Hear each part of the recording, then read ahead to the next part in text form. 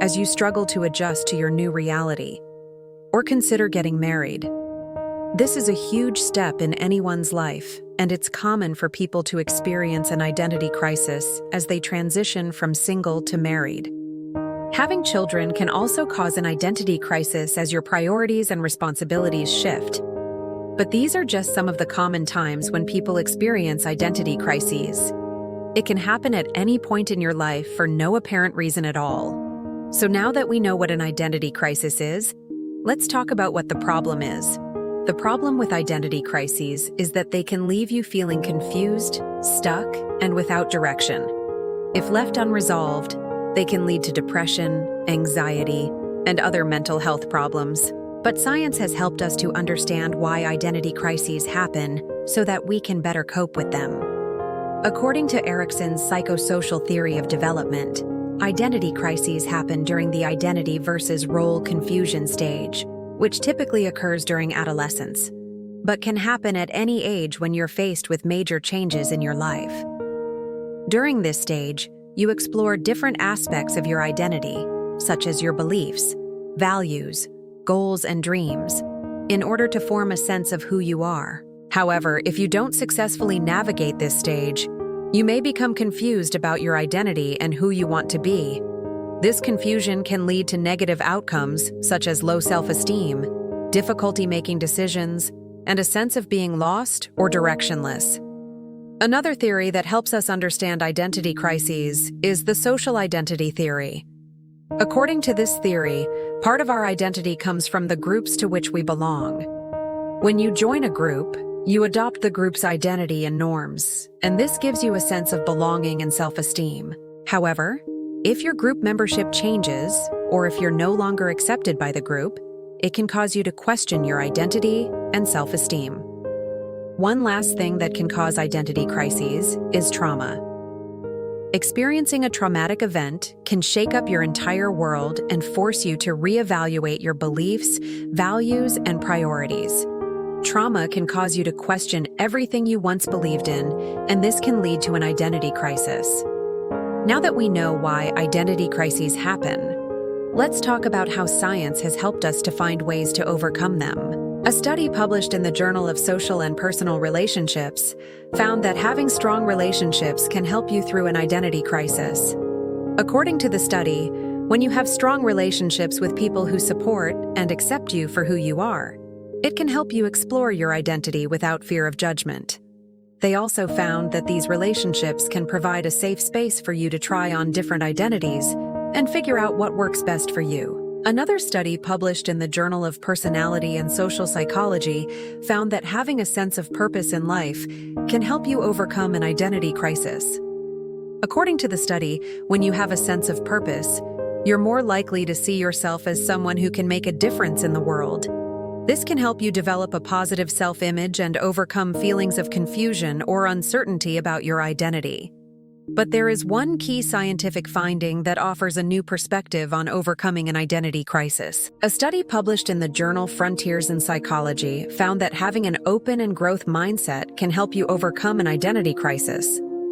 According to the study, when you have an open mindset, you're more likely to be curious about the world and open to new experiences.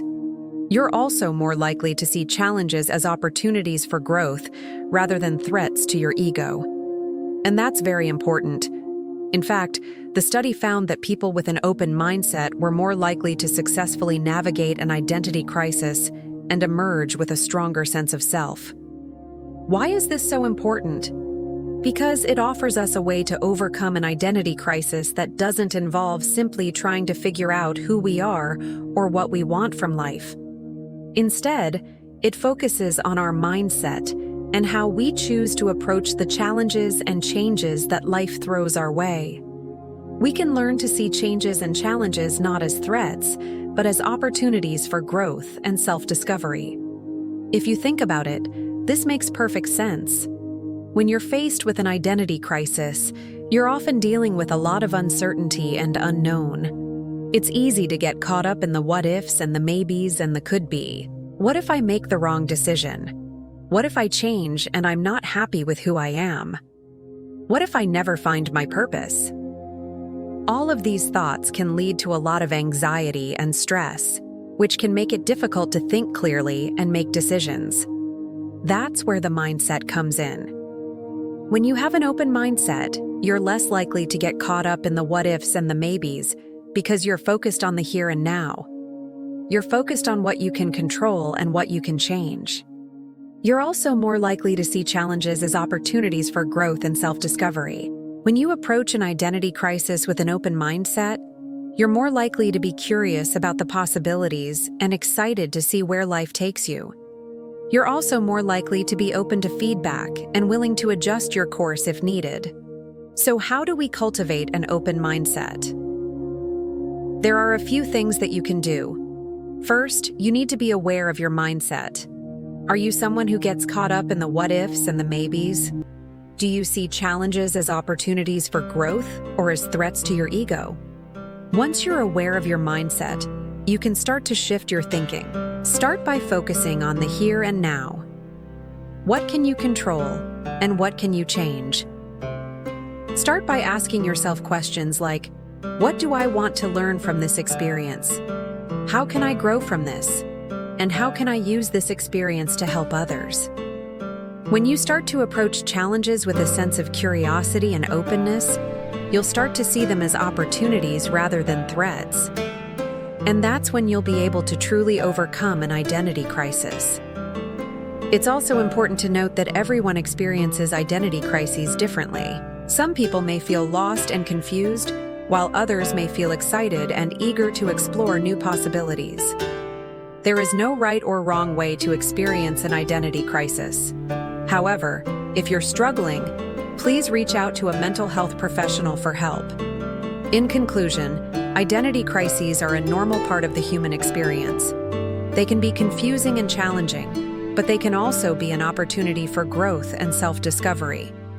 By understanding the science behind identity crises, we can learn how to approach them in a more positive and constructive way. So the next time you find yourself experiencing an identity crisis, remember to stay curious, stay open-minded, and reach out for help if you need it. Speaking of reaching out, we want to hear from you. Have you ever experienced an identity crisis? How did you overcome it? Share your thoughts in the comments below. And if you've enjoyed this video, make sure to check out our other videos on mental health topics. Thanks for watching. See you next time.